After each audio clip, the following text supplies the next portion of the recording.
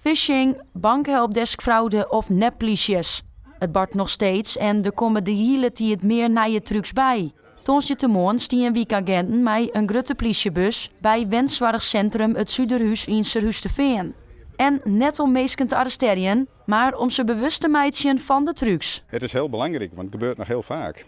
Dus dat is inderdaad heel belangrijk om een beetje alert te maken. Het geld wil naar je oermeidje, maar dan mag ik eerst zeker werken met dat meidje. Wil je eerst even een bedrag met mijn rekening oermeidje?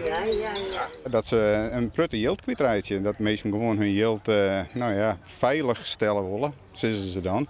En dan willen ze bellen terug aan de bankmedewerker en die zei van er wordt geld oermaken en je moet je geld veilig stellen. En dan gaan ze dat op die manier doen. En net steende dat je denken, dit komt mij net, is zo'n voorlichting altijd nuttig, leidt een bezieker uit. Nou, je komt er toch altijd wel achter denken dat je, van tevoren niks van afwissen. En er zijn altijd wel bruikbare tips bij. Dus ik denk, het is altijd wel makkelijk om even te luisteren. Ja, wat zijn de tips? Nou, onder andere van tankerom, de banken, de polities vregen nooit om geld.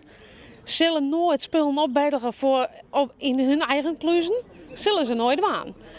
Maar dat soort dingen, daar kun je heel goed om denken. De tips binnen natuurlijk, kijk wat ik zei, van eigenlijk net de gegevens strooien aan.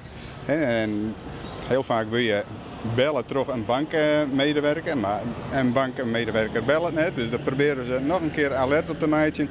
Soms komt er ook nog politie onderdoor en dat gebeurt ik de laatste tijd van om sieraden veilig te stellen. Dat gebeurt ik en dan zeggen ze van dat gebeurt echt net. Er is net een politieman die onderdoor komt om sieraden veilig te stellen. Proberen ze een beetje alert op te maken in de meesten.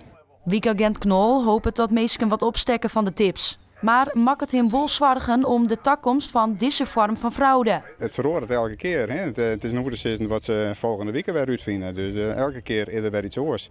Dan kunnen we de meesten wel alert maken op bepaalde dingen. Maar als er weer iets oors is, dan gaan ze daar weer verder mee.